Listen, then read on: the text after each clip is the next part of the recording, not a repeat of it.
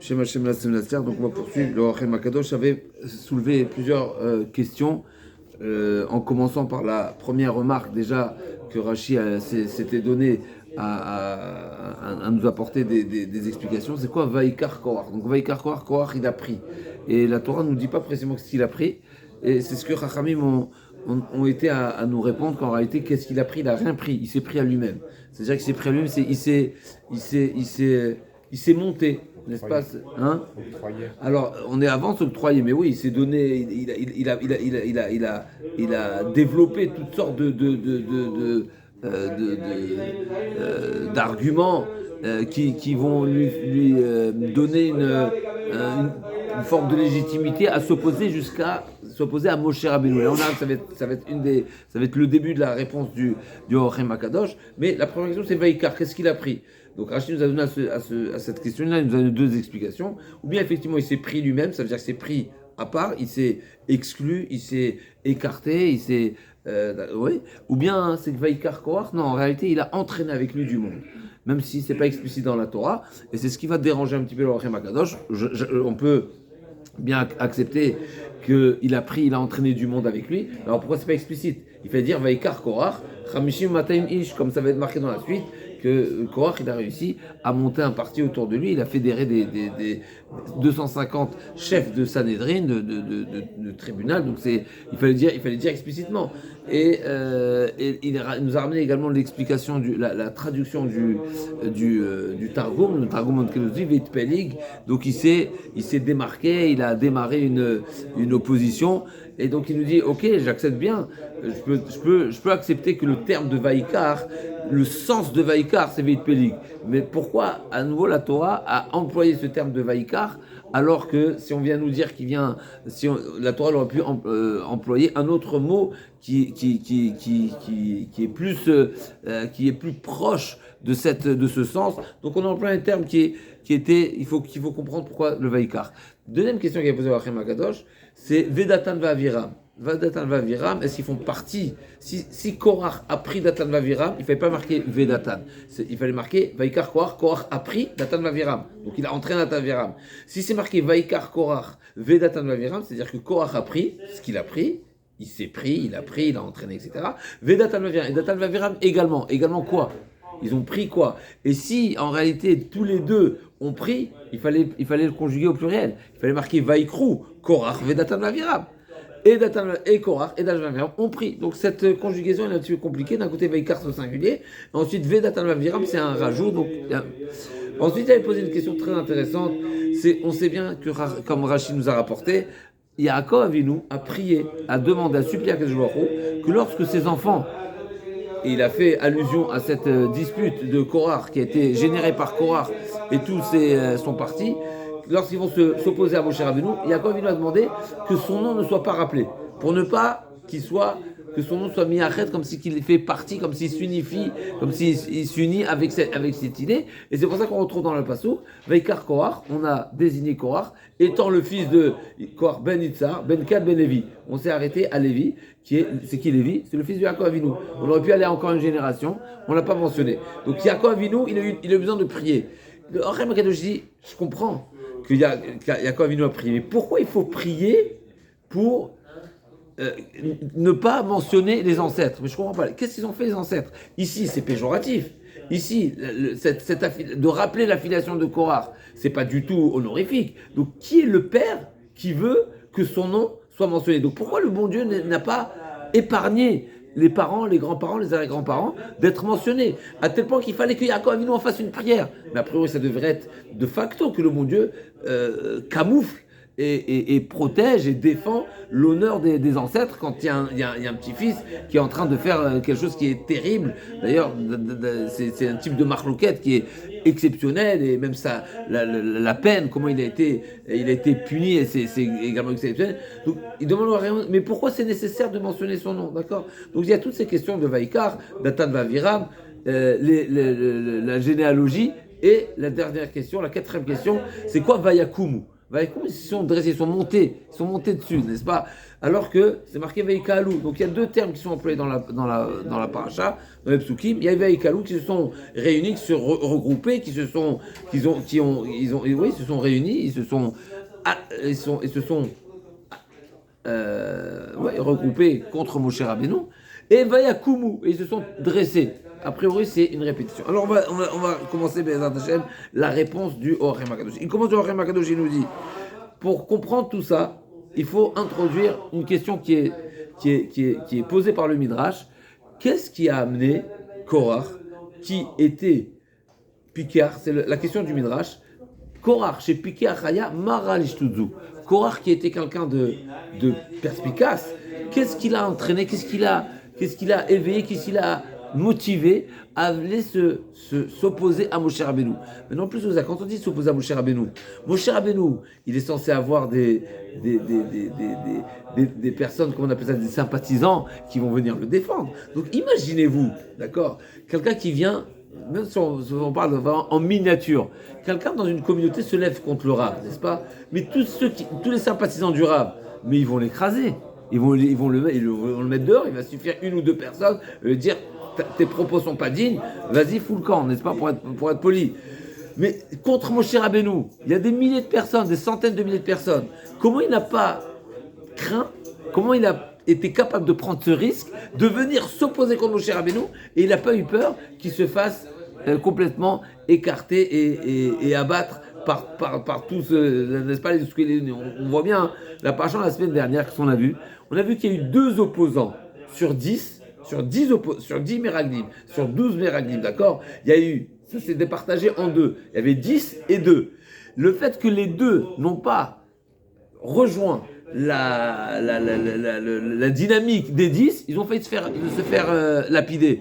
Mais là, c'est une personne qui se montre contre Moshe Rabbeinu. Comment il n'a pas eu peur qu'il va être stoppé et écarté immédiatement? C'est la question du Orem Akadosh. Alors dans les mots, il avait les 250 partisans avec. c'est juste, alors effectivement, c'est en deuxième temps, mais il faut quand même effectivement, c'est clair.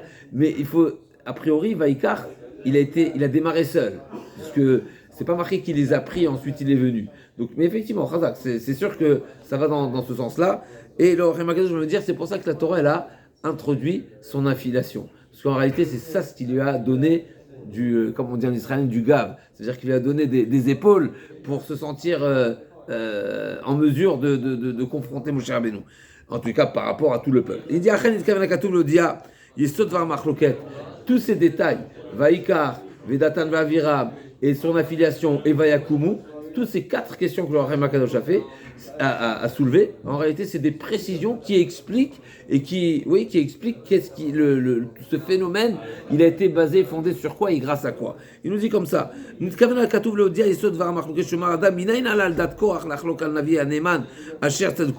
comment lui est venu à l'esprit, comment il s'est imaginé pouvoir s'opposer à Moshe Rabbeinu, Vekorach, Chacham Gadol Aya. C'est un grand sage, c'est pas n'importe qui. Comment il a fait preuve de folie ou d'incohérence. Alors, Kol Israël mais il pourrait être lapidé par tout le peuple d'Israël. La Zéhamar, c'est pour ça que la Torah l'a détaillé. Ateamim chez la Karvedato, la vol arrive. Qu'est-ce qui lui a permis, qu'est-ce qu'il a consolidé son esprit pour lui faire faire jusqu'à ce qu'il a été à s'affronter avec Moshe Rabbeinu. Rishona ben Yitzhar, premièrement, c'est qu'il est le fils de Yitzhar. Donc Yitzhar, qui est ben Yitzhar ben Kehat, le fils de Kehat. Donc Kehat, elle fait partie de la famille, on sait que les Lévis, elle est partagée en 3 familles. Sur les 3 familles, il y a la première des familles, donc Kehat, qui est la plus noble dans leur tâche. C'est eux qui étaient désignés leur rôle était de transporter le mobilier du Mishkan, donc c'est le plus sacré, le plus important. Ensuite, on a la deuxième famille, Gershom, qui était responsable de transporter les tentures, le Mishkan, et la troisième, c'est les Merari, qui étaient responsables de transporter les cloisons. La tenture, c'est en deuxième, et les cloisons, c'est en troisième. Quand on parle de cloisons, c'est les bois, etc. Et donc lui il dit, moi je suis le fils de Yitzhar qui est le fils de Kehat. Donc déjà Kehat c'est la plus grande famille, la famille la plus noble, qui a le rôle le plus important, et je suis le premier des enfants de Kehat. Donc normalement je suis issu du premier des enfants de Kehat. Donc j'ai quelque chose de... Donc je suis... On va remonter après à reculons, mais moi je suis Korach, ben Itzar. Donc Itzar c'est le premier des enfants de Kehat. Et Kehat c'est le plus important. Et Lévi c'est le plus important de tous les peuples d'Israël. Donc c'est dit moi en réalité, je suis issu de la crème de la crème. D'accord ? Et donc ça me donne déjà une légitimité qui va me donner suffisamment de confiance et de droit pour venir tenir certains propos, et j'ai pas à craindre de tout le peuple d'Israël. Donc là c'est Amar ben Yitzhak, Shu Gadol Mishnei Achim Abayim Acharav. Donc il a deux frères ensuite. Bnei Kehat Venam Yecholim Leachatzif Benem Keneged Mi Gadol Mem. Donc il était confiant, il se dit ils vont pas venir, ils vont pas tenir des propos arrogants contre moi, puisque finalement j'ai une affiliation qui me couvre. Shenit ben Kehat, המעולה בשם נבלי, שעושים הקודש הקדושים מהמוזל, Korach minusé Aaron Aya, ni plus ni moins, Korach lui-même, il avait quoi comme rôle? Lui-même il portait le Aaron. Donc, si on réfléchit bien, on a trois familles de Lévi. Dans les trois familles, il y a la famille qui transporte les ustensiles du Mishkan, qui sont la Ménorah, le Aaron, le Shulchan, etc. Quel est le meuble, si on peut dire ça comme ça, les Kelim, le plus important au Mishkan? C'est quoi? C'est le Aaron. D'accord, le Aaron avec les courvines dans lesquels se trouvent les Shnei Luchot, il y a les tables, les premières, les deuxièmes, le Sefer Torah, tout ce qu'il y a dans le... Qu'est-ce qui porte ça? Korach le porte. Donc Korach, il a vraiment un niveau extraordinaire, et par son affiliation, et en plus de ça, lui-même, il fait partie de ceux des porteurs, et donc comment il est perçu dans le peuple? Eh ben, comme celui qui est en tête de cortège, si on peut dire ça comme ça, il a le plus beau rôle, et donc il était confiant, il était totalement confiant. Donc par rapport à la tribu de Lévi, il était confiant que personne allait réagir et lui sauter dessus. Pourquoi? Parce que voilà, il a ce rôle-là qui est. En plus, Ben Lévi, maintenant, vis-à-vis de tout le peuple d'Israël, qui est-ce qui va se permettre de parler sur le Shevet Lévi? Donc lui fait, dans son Shevet, dans sa tribu, il est, si on veut, il est protégé, parce qu'il se sent au-dessus de tous. Par rapport aux autres tribus, du fait qu'il fait partie de la tribu de Lévi, ils sont protégés. Donc il était un petit peu tranquille. Ça nous rappelle un petit peu cette même réaction, et cette pensée, cette approche, ça nous rappelle quelque chose dans la paracha de Pinchas. Dans la paracha de Pinchas, quand Zimri ben Salou, donc il a fauté avec la Midianite, lui-même il s'est prétendu, donc la Midianite, elle voulait faire fauter qui? Moshe Rabbeinu. Comme ça son père lui a dit, va faire trébucher Moshe Rabbeinu.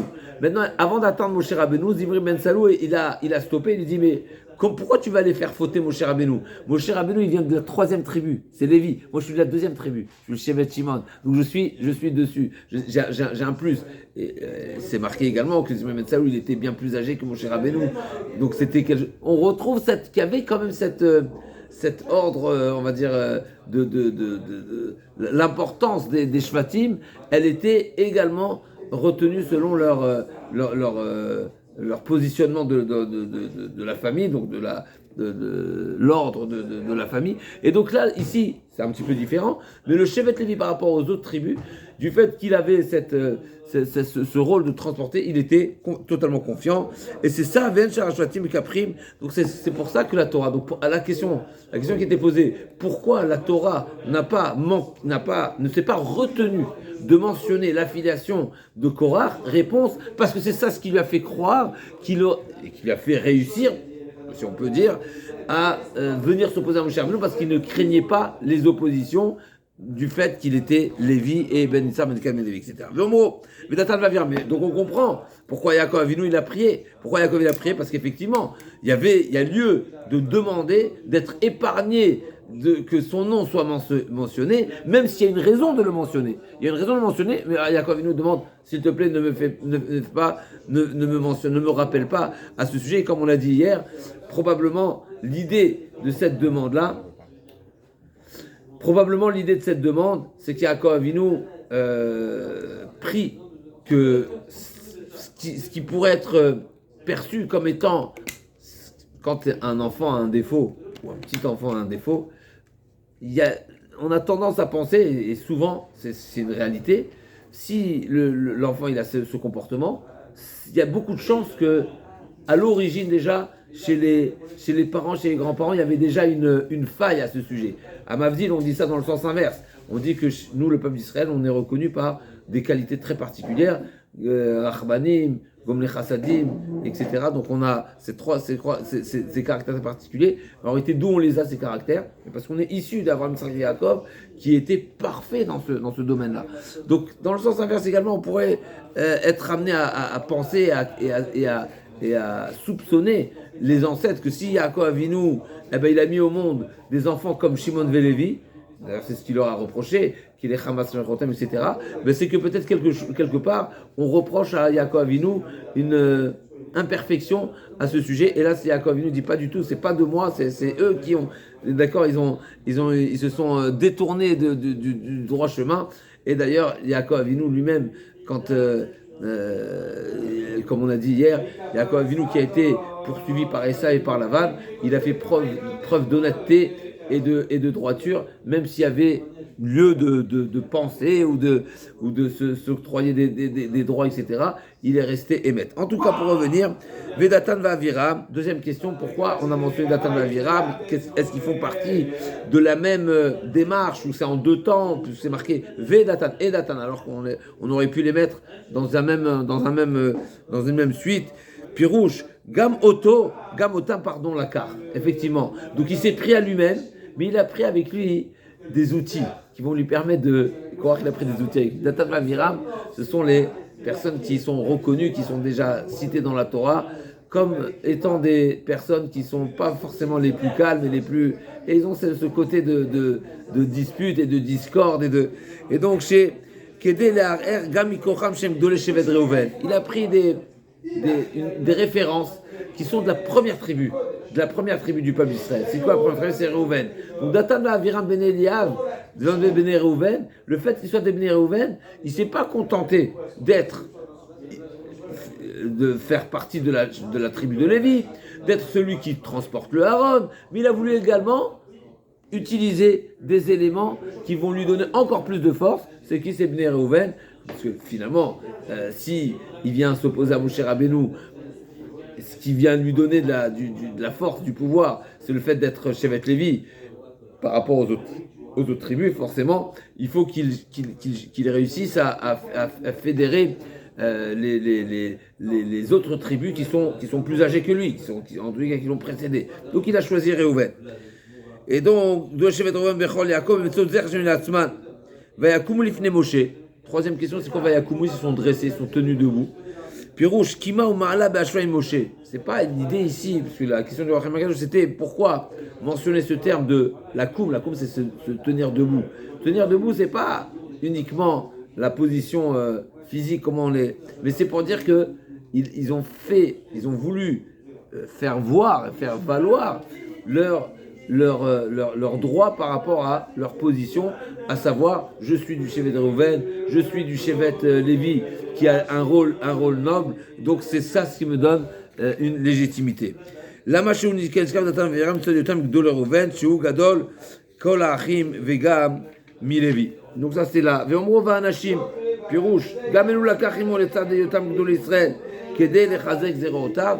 Il ne s'est pas contenté de prendre Datan Va'aviram, mais il a pris également 250 personnes, et ces 250 personnes en question ne sont pas n'importe qui, comme la Torah elle a donné beaucoup de détails. Alors le Ramakadosh ne l'a pas soulevé dans les premières questions, mais en tous les cas il s'est marqué Nessi Eda, Kerimod Anshechem. Ces trois qualificatifs, je ne sais pas si on les a trouvés ailleurs, même si dans d'autres endroits, par exemple dans le Meraglim, on a dit Kyrie Moed, on a dit Kulam Anashim, on a dit Anshechem. C'est des gens, des personnes qui ont un renom, une bonne réputation. Kyrie et Moed, c'est ceux qui sont toujours appelés quand il y a des réunions. Nessi Eda, c'est des Nessim, donc c'est des princes, des ministres. Donc ils ont mérité trois qualificatifs. Pourquoi? alors probablement dans la continuité et dans l'esprit du Orem Akadosh, c'est que Korach il n'a pas choisi n'importe qui, n'importe quelle personne pour venir l'entourer et le motiver, en tous les cas lui donner une légitimité, mais il a pris vraiment les personnalités qui sont peut-être les plus reconnues, les plus représentatives dans le peuple d'Israël. Kédé le chazek zerota, donc se donner voilà de la force. Aval et loub lo baou les gader zé la koum lifne Moshe. Et là chez Ikalou l'arzi divri koach vadato. Bien sûr, ces 250 personnes n'étaient pas forcément dans la même dynamique et dans le même objectif de s'opposer à Moshe Rabbeinu. Mais c'était le fait de l'accompagner Korach, ça lui a donné une certaine force. Et là, chez Nikalou, l'arzi, devrait quoi vadato, la zé, gdim, l'omar, vayakum, ou kodem, zikon, racham, shumatem, bazin, tchachim, quoi, digdouki. Odit baer. Beagdim, divrehem, chez Amar, shikar, markto, shel Korach, ou alitzafan ben, Uziel. Rachid nous avait rapporté, qu'est-ce qui a mis en colère, c'est cette fameuse Korach, c'est cette fameuse jalousie, cette déception, que suite à la désignation de Elitzafan ben Uziel, qui était Moshe Rabbeinu lui a donné un titre, un statut de Nassi par rapport aux familles. Donc on a dit, chaque tribu, elle avait son chef de tribu, mais dans la famille de Lévi qui était partagée en 3, il y avait, pour chacune des familles, il y avait un chef de famille. Donc un chef qui a ce statut égal de Nassi. Et lui, il a été lésé, en tout cas il n'a pas été choisi pour être le Nassi, et c'est Litzafan. Et donc il y a une certaine jalousie qu'il a déstabilisé. Et c'est la deuxième explication du Orem Akadosh. Selon cette donnée et cet enseignement que Raham nous révèle, que tout a démarré par une jalousie, alors là on va revenir. Pourquoi il était nécessaire à la question, pourquoi la Torah a eu besoin et a mentionné l'affiliation de Korach? C'est pour expliquer justement la raison et l'origine de sa jalousie, parce qu'il prétendait je suis dans l'ordre chronologique qui aurait dû être respecté. Et donc Ben Salman Afshar, imata bachar gadol shebanim lazenata kuna le'aron, c'est Ben Amram, imken me'atam atzmo liyot anesiut. Si la raison pour laquelle c'est Aaron à Cohen qui a été désigné comme étant Cohen, puisque c'est le fils Amram, Vitzar, d'accord, donc Amram c'est le grand, et Aaron c'est le grand du grand, alors moi aussi j'aurais dû mériter une nomination particulière, parce que je suis le fils de Itzar. Les Satan ben Itzar, Shin Amram, Shu Kehat, ben Kehat, Shu Anaf Atzmo, Sheba Menu Aaron, Kodem Echavron Uziel.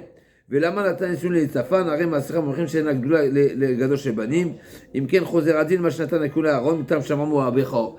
Et donc si en réalité tu ne respectes pas il n'y a pas de parallèle entre les désignations, alors si c'est comme ça, si je ne suis pas digne d'être choisi comme étant un Nassi, donc peut-être Aaron Cohen aussi, tu as fait une erreur, peut-être dans ce que tu as choisi Aaron Cohen, où il y a une règle, où il n'y a pas de règle. Si la règle c'est le fils du premier, on appelle ça le plus âgé des fils, des premiers des fils de la tribu, donc normal, et c'est pour ça que tu as donné à ton frère Aaron, alors moi aussi j'aurais dû être désigné. Et sinon, alors Aaron il n'a pas lieu d'être Cohen. C'est pour ça qu'effectivement ici, on va voir que ce qui est remis en question, c'est la keuna de Aaron à Cohen. Donc s'il dit c'est ou moi je mérite quelque chose, et si je ne mérite pas quelque chose, et bien Aaron à Cohen également n'est pas censé être forcément le Cohen. Alors c'est un petit peu compliqué parce que oui c'est ce qu'il en sort, mais ou bien alors est-ce qu'il a utilisé ça comme tremplin? Il dit c'est ou que tu me donnes quelque chose ou c'est pas Aaron Aaron le Kohen Gadol. Et donc quelque part c'est tout mettre du doute sur les décisions de Moshe Rabbeinu, comme si c'était Moshe Rabbeinu qui avait décidé par lui-même. D'accord? Donc alors effectivement oui, il voulait savoir qui est le Kohen Gadol. Est-ce que réellement le Kohen Gadol a été choisi par Akadosh Baruch Hu ou pas? Et sinon, faisons un vote, d'accord, toutes sortes de. אם כן נכנס בכלל דבר שקר הזה שלום וגם מכונת הארון לא יאמנו דבריו ולחבוא אחר הקדמת אברהם אלא כל שבט לוי בהשוואה. Alors effectivement nous, on sait très bien que la Torah nous dit qu'un Kohen Gadol, il y en a un seul de Kohen Gadol. Après, il y a d'autres Kohanim qui sont également, qui ont des points de comparaison avec le Kohen Gadol, comme on a pu voir dans plusieurs Marot, soit dans Rayot, il n'y a pas longtemps encore dans Menachot, puisqu'on sait que le Kohen Gadol, et dans Nazir également, on sait qu'il y a le Kohen Gadol, il est effectivement, c'est le seul qui réalise le service au Beth Amikdash le jour de Kippour, mais on sait qu'il y a d'autres Kohanim, comme par exemple celui qui mène les troupes pour le combat, ce qu'on appelle Mashouach Milchama, ou c'est le Kohen qui a été remplaçant une fois, ou le Kohen qui a été désigné parce que le premier il a eu un accident, ou il a été exilé ou autre, comme on a pu voir dans la Gemara, dans Tosot, etc. Donc en réalité, il y a plusieurs postes qui pourraient avoir un niveau similaire au Kohen Gadol. Mais c'est sûr que le Kohen Gadol, il y en a un seul. Il y en a un seul qui réalise le service de Kippour. Mais en tout cas, l'argument de Korach était pourquoi on ne serait pas tous des Kohanim Gdolim. Après, comment ça va se partager? Ça, c'est une autre question, c'est déjà technique. Mais ça veut dire que peut-être que le bon Dieu n'a pas demandé à ce qu'il y ait un seul Kohen Gadol, et c'est ce qu'il va dire ensuite dans le Psukim, le sens simple du Passouk, qui colle à Eda Kulam Kedoshim, ou Tocham Hashem, donc on est tous saints, on est tous des dignes, et Umadoua Titnasio Al Kel Hashem, pourquoi vous allez vous octroyer des droits et une supériorité sur le reste du peuple? C'est intéressant parce que c'est ce que Moshe va leur répondre. Toi-même, t'es quoi? T'es Lévi. Donc on est bien d'accord que la tribu de Lévi, elle a une supériorité par rapport au reste du peuple, par rapport au peuple d'Israël, par rapport aux 12 autres tribus. Et là, tu ne te demandes pas pourquoi. Pourquoi toi et pas les autres? Parce que si tu remets en question et tu dis toute la tribu de Lévi, ben dis la même chose pour toute la tribu tout le peuple d'Israël. Et là, maintenant, il y a un choix. Il y a un choix qui a été fait suite à il y a des raisons de ce choix, et forcément c'est Hachem qui a décidé. Donc pourquoi remettre tout ça en question? Mais il y a un manque de logique dans la démarche de Korach, et ça ne peut s'expliquer que par un début de jalousie ou par un conflit d'intérêts, etc. En tout cas, où les tzad, et donc c'est ce qu'il a. Maintenant, Korach il a dit non, mais peut-être de toute façon mes arguments ne vont pas occuper tellement de place dans la aux yeux de tous. Alors il a rajouté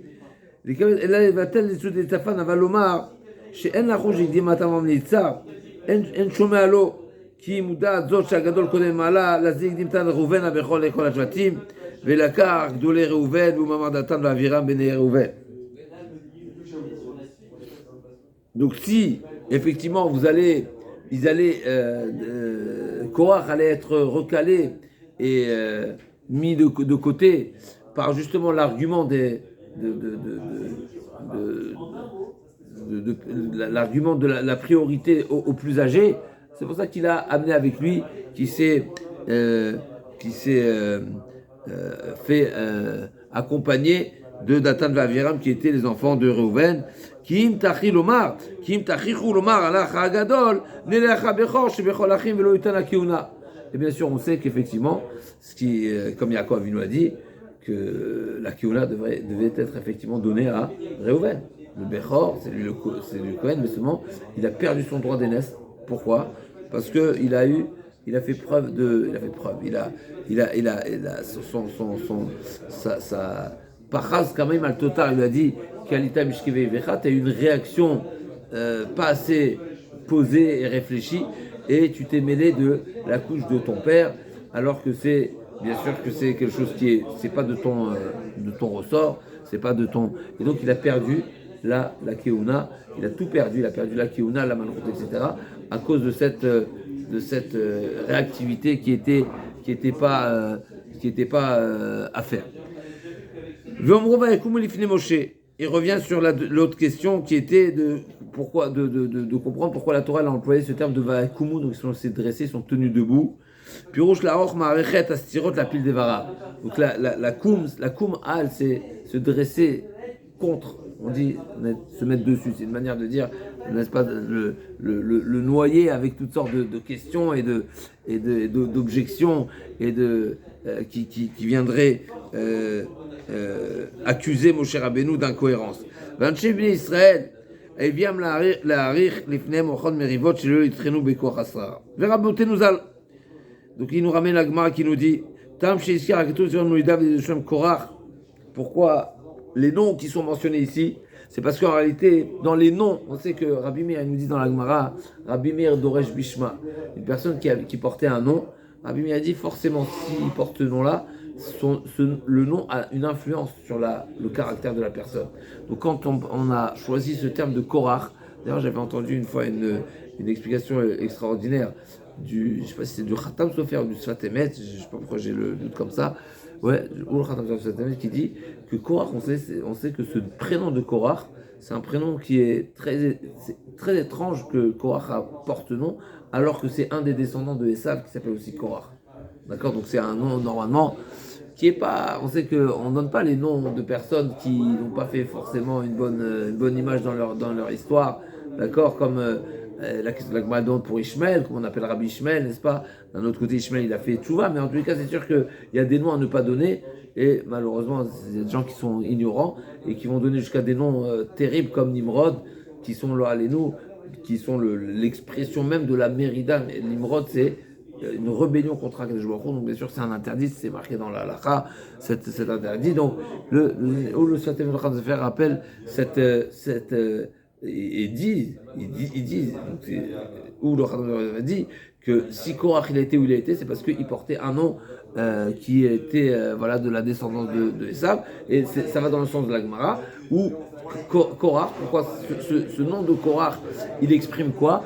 Il a sa Korcha. Korcha, c'est faire une saignée, une tranchée, de manière à diviser le peuple, ou être comme toute première, comme on dit pour Amalek, Amalek qui s'est jeté, qui a été la première nation qui a confronté le peuple d'Israël, n'est-ce pas, qui est venu en guerre contre le peuple d'Israël après la sortie d'Égypte. Eh ben, il a refroidi, n'est-ce pas, c'est à l'image de ce bain bouillant qui est refroidi par le premier qui va se jeter dedans. Eh ben, pareil, Korach, le fait de s'opposer de cette manière à Moshe Rabbeinu, eh ben, ça a pu créer vraiment une scission et une division, même si elle est que intellectuelle, mais dans le peuple d'Israël, ça montre une certaine fragilité à ce sujet. En tout cas, donc, il nous ramène, le Rachel ramène la Gemara. Korach, Shasa Kocha B'Israël. Ben Yitzhar, She'irtiach et Haolam Katzoraim. C'est quoi ce Yitzhar? C'est la Shon Tzaoraim, l'après-midi. L'après-midi, ça veut dire que c'est le moment de la journée où c'est le plein soleil, la grande chaleur, ça veut dire qu'il a réussi à chauffer tout le monde contre Moshe Rabbeinu. En tout cas, il a mis tout le monde en ébullition. Ben Kehat, Shekia Shine Molida, Ben Levi, Ben Shenasa Levia la Guinam, Ve Lirshuv Gam Ben Yaakov, Sheasa, Sheakav Atzmo le Guinam, Yaakov Bikesh Rachamim. Donc c'est ce que la Gemara dit. Effectivement, on aurait pu également mentionner le nom de Yaakov, parce que dans ce nom-là, on aurait pu dire également Sheakav Atzmo le Guinam, n'est-ce pas, il s'est talonné au Guinam. D'accord, la Gemara dit non, mais effectivement, Yaakov Avinu a prié et a demandé que son nom ne soit pas mentionné. Mais là, il parlait, là, il revient sur sa question. Comment se fait-il que, ok, c'est bien beau, que tu as trouvé une connotation péjorative à tous à toutes les ascendants de Korach, mais finalement, eux, ils sont irréprochables, ils sont pas fautifs. Et comme on l'a dit, même Yaakov, on aurait dû marquer son nom si ce n'était la Tfila. Mais c'est incroyable. Pourquoi tu vas entacher, pourquoi tu vas rappeler le nom de quiconque qui n'est pas fautif? Et donc,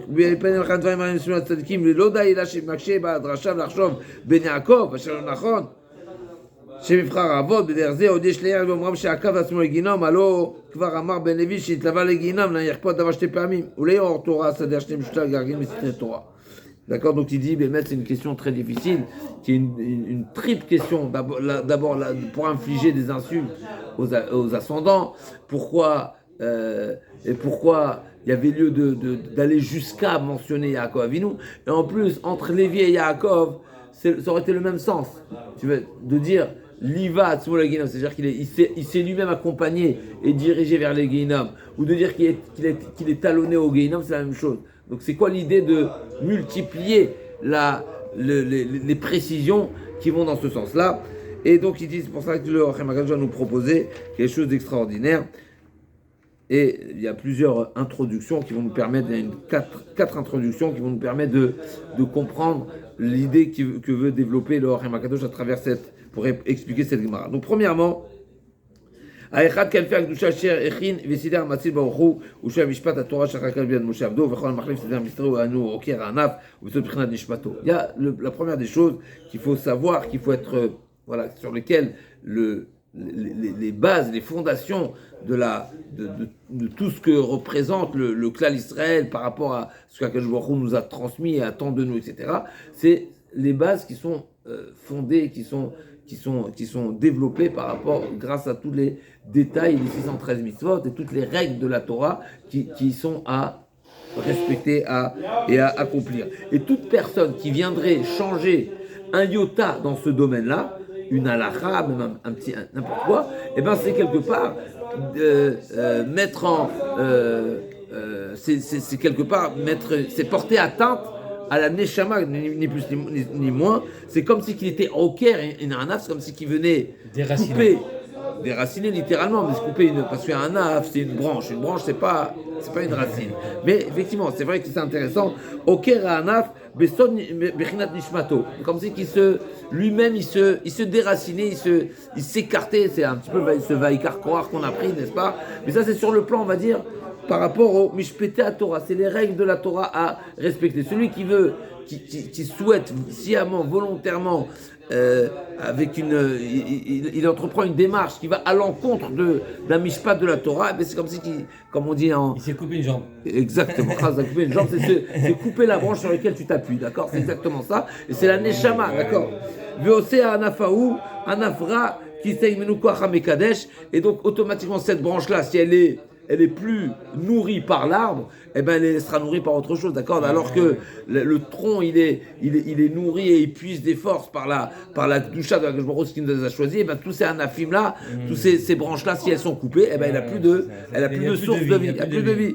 Et donc, Chaz Shalom, Istalek Minu Koach HaMekadesh, c'est le Chaot, Soda Korban, Shel Paged, la Chachev Tamé, Marchet Trot, Lizbano, Rigom Notar, Viren Mikro, Douchatou, Liot Tamé, Karet. Alors, bien sûr, il nous dit l'exemple type de cette image qu'il a donnée. C'est comme le Korban, ou même avec une pensée inappropriée. Par exemple, le Kohen, pendant le service, pendant la Shrita, il a pensé le consommer hors temps, hors lieu, par exemple, pendant une des étapes du service, et ben ça devient invalide, mais pas uniquement invalide, ça devient interdit à la consommation, et celui qu'on consomme, il est quoi? Il est karet, opposé à l'opposé. C'est pas seulement c'est un service raté, un service qui est pas parfait, on aurait pu dire pas parfait, on aurait pu dire raté, on peut dire inconsommable, non, c'est pas seulement ça, on est parti à l'extrême, ça devient tellement imparfait que ça devient, et l'interdit qui va s'appliquer dessus, c'est un interdit qui est d'une nature de karet. Karet, ça veut dire complètement retranché. Pourquoi? Parce que si tu n'as pas fait le service comme il se doit, eh ben la chose elle-même, elle n'est plus du tout alimentée, on va dire, par la Gdusha, et donc c'est comme si il est à l'extérieur, Khazak. Alors c'est pas les termes qui sont employés, mais a priori ça va dans cette direction.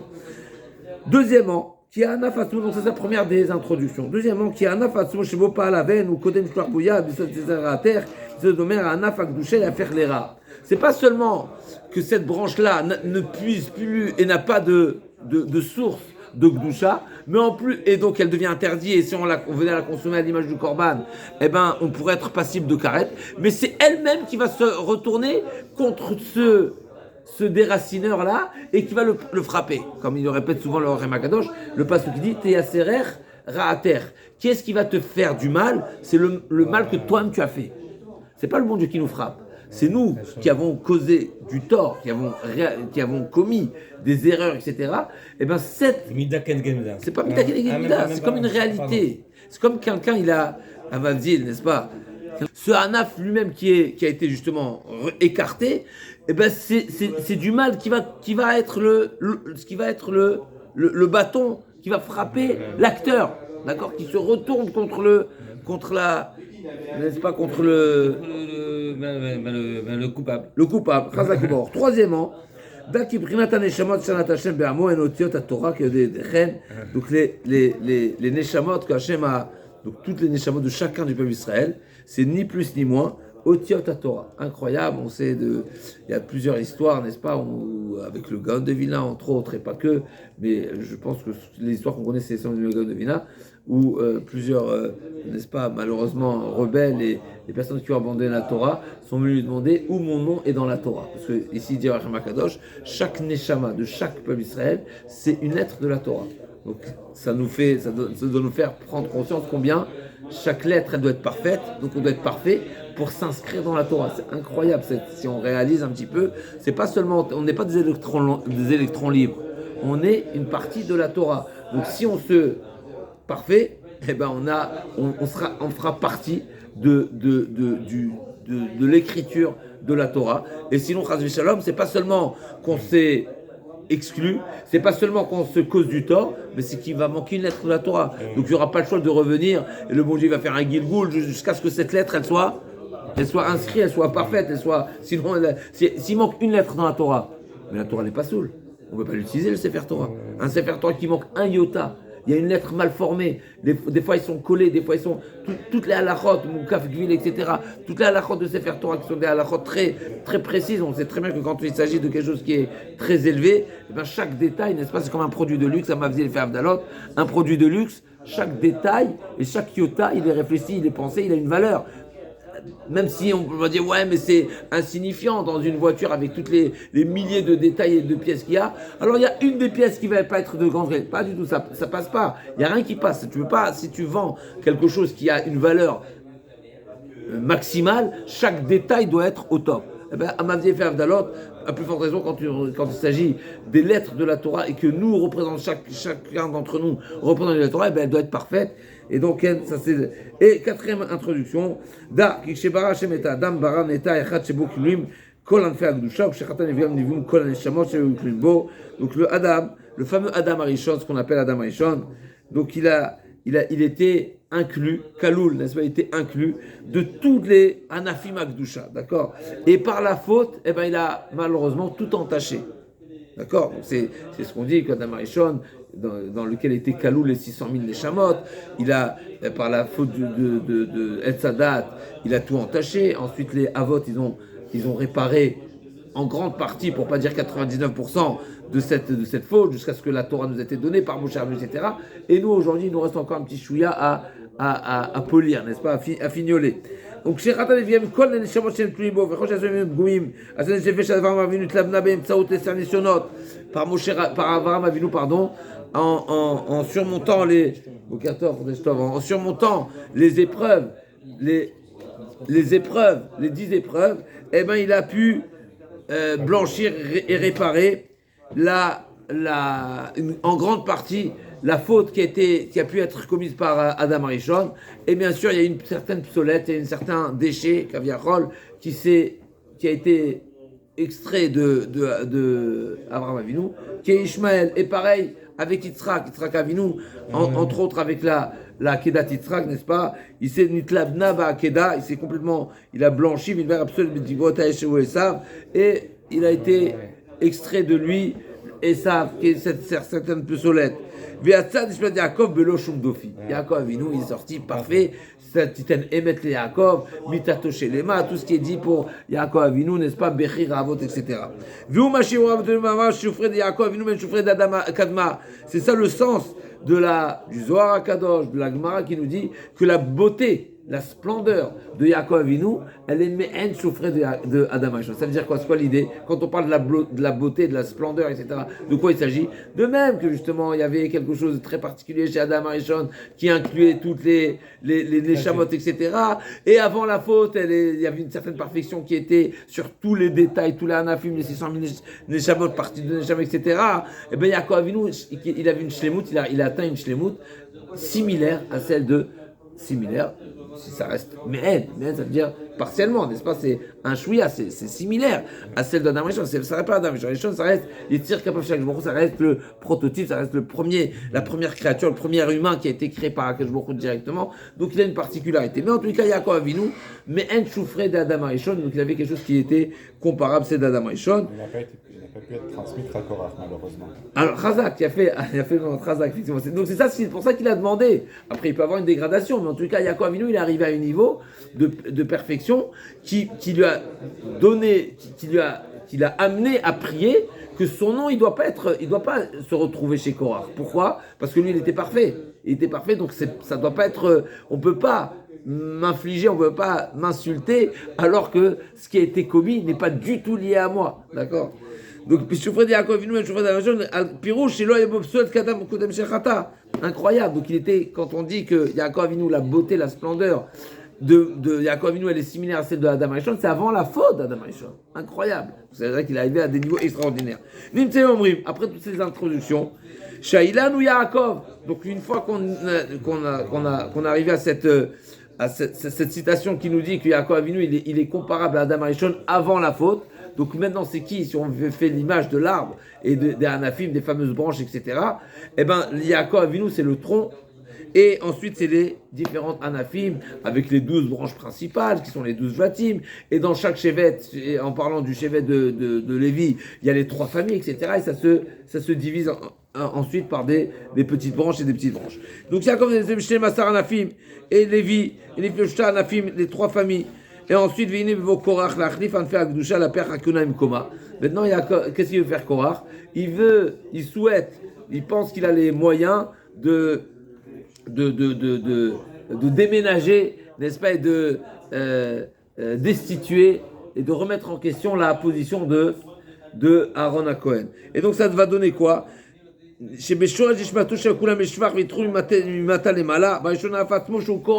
Donc, lui-même d'abord, il s'est coupé une jambe, comme il a dit Mordechai, d'accord? Lui-même, c'est lui qui s'est écarté, c'est ça le Vaïkar, etc. Donc effectivement, Korach, en réalité, il portait un nom qui était, tout allait bien. Mais Ben Itzar, il a poursuivi chez Amir Lom Katzoreim. Effectivement, Ben Itzar, le Korach, il était quelqu'un de bon. Donc, je ne sais pas si le sens de Korach, elle est Korach Taor, peut-être c'est Kerach, je ne sais pas, peut-être c'est d'accord, comme de la glace qui est pure, Milo est exactement.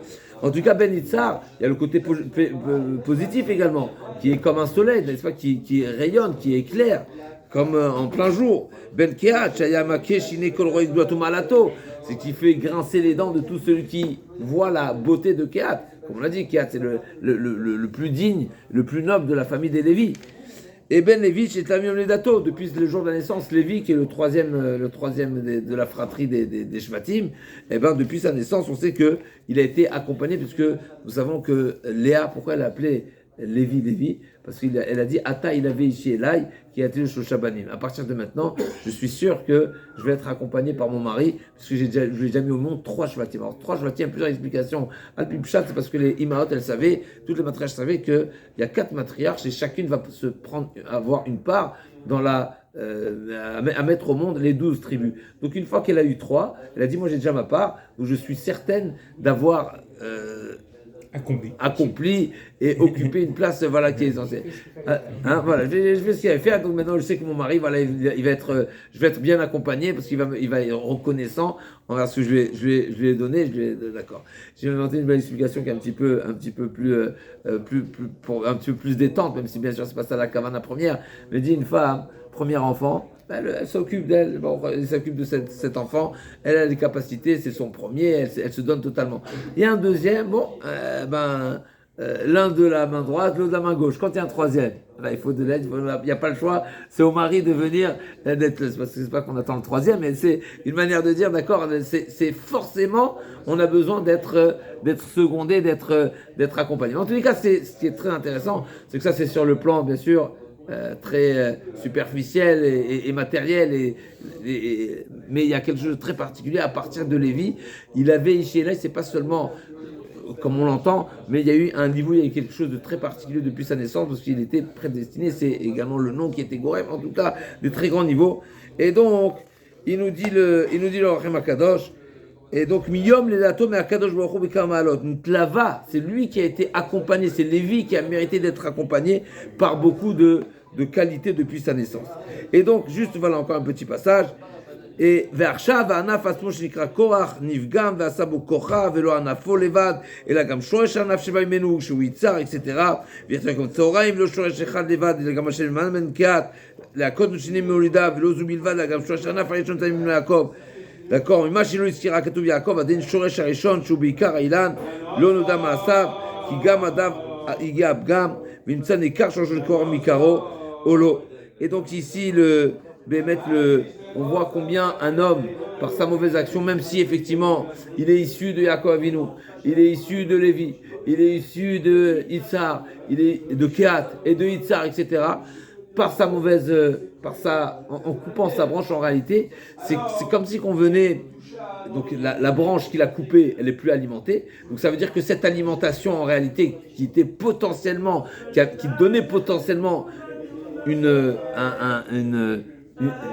énergie, on va dire ça comme ça, on va l'appeler simplement, eh ben elle donne rien. Il n'y a plus la lumière au bout, n'est-ce pas? Donc ce fameux potentiel qui provient depuis Yaakov Avinu, eh ben il donne plus rien. Donc en réalité, c'est comme si que ça insulte de facto, par ricochet, le potentiel qui aurait pu sortir de cette. Alors, ce qui reste à comprendre, bien sûr, c'est Yaakov Avinu, même s'il a été Nifgam, mais Kaviachol, on ne peut pas parler de Gam, c'est je lis dans les mots. Moi j'ai du mal à comprendre Rashi parce que. Velo Zubilvad la Gam Shoresh Anafarishon chez Atzam Yaakov, jusqu'à la première branche qui sort de Yaakov, tout a été Nifgam, tout a été atteint et a été Il y a affaibli. Comme un séisme, il y a tout un. Ça fait une explosion, on va dire. Alors, je ne comprends pas précisément comment il a répondu la raison de cette responsabilité, parce qu'on aurait pu dire que c'est seulement la partie qui est coupée, c'est tout, et pas plus. Voilà. Mais il ne dit pas exactement. Mais Arshava Anafas Moshnikra Korach. Les lagages des arbres, on enlève les feuilles qui dépassent et c'est bon. Et le reste, il reste bien. Voilà. Razak. Et donc il n'explique pas, en tout cas je ne vois pas exactement comment dans son explication il explique pourquoi c'est pas Goum, et pourquoi jusqu'à Yaakov et pas Yaakov Avinu lui-même. En tout cas c'est le dessin qui est très important ici, qui est très intéressant, de comprendre que si la Torah elle est partie à nous rappeler le nom des ascendants, c'est parce qu'en réalité il y a une conséquence qui va en réalité depuis le premier Shoresh qui sort de Yaakov Avinu. Kaviachol, lui, c'est le Yaakov Avinu qui est parfait, ça, il ne peut pas être atteint parce que justement, mais tout ce qui appartient, qui sort de Yaakov Avinu, ça oui, il n'est pas rentré dans le pourquoi précisément. Et la dernière partie, on reviendra demain Bezrat Hashem, c'est cette partie de la Gemara de Sanhedrin qu'on est en train d'étudier le soir, où la Gemara la Mishnah nous rappelle cette marloquette entre Rabbi Akiva et Rabbi Eliezer. Est-ce que Korach Vadato Yesh Lahem Chelek Leolam Haba ou pas? C'est marqué dans Rabbi Akiva. Rabbi Akiva, c'est marqué qu'ils ont été engloutis et c'est là-bas qu'ils resteront, et donc à jamais. C'est ce qui est marqué, que Korach il est aujourd'hui toujours sous terre, et il dit Moshe Mele Torah Toemet. Mais il y a une deuxième avis qui dit non, Akshbochum Morit Sheol Vayahal. Il y a la tfila de Chana, n'est-ce pas, qui a prié pour que même Korach Vadato mériterait un bas. On reviendra sur ça de Bezrat Hashem demain. Moi j'ai une petite question.